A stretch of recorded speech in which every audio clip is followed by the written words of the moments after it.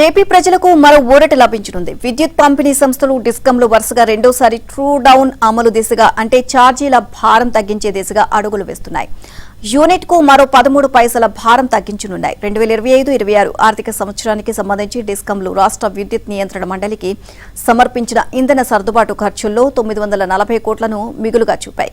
True down తో సహా అవి ఇచ్చిన వివరాలను ప్రజాభిప్రాయ సేకరణ తర్వాత ఏపీఈఆర్సీ ఆమోదించనుంది. ఆ తర్వాత 940 కోట్లను ట్రూ డౌన్ చేసి యూనిట్ పై 13 పైసల వరకు భారాన్ని తగ్గించే అవకాశం ఉంది. ఇదే జరిగితే రాష్ట్ర చరిత్రలో వరుసగా రెండోసారి విద్యుత్ ఛార్జీలను ట్రూ డౌన్ చేసిన ఘనత కూటమి ప్రభుత్వానికి దక్కుతుంది.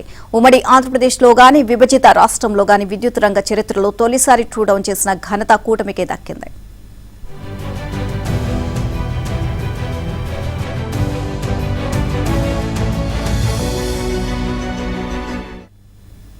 గతేడాది సెప్టెంబర్లో 923.55 కోట్లను మిగులుగా చూపి ట్రూ డౌన్ చేశారు. ఆ మొత్తాన్ని 2025 నవంబర్ నుంచి 2026 అక్టోబర్ వరకు వినియోగదారుల బిల్లుల్లో సర్దుబాటు చేస్తున్న సంగతి తెలిసిందే.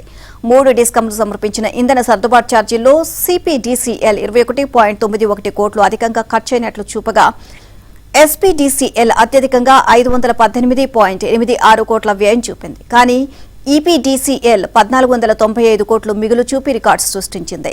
మిగతా 2 డిస్కంలు చూపిన నష్టాలను భర్తీ చేయడమే కాకుండా అదనంగా 940 కోట్లు మిగులుగా చూపింది.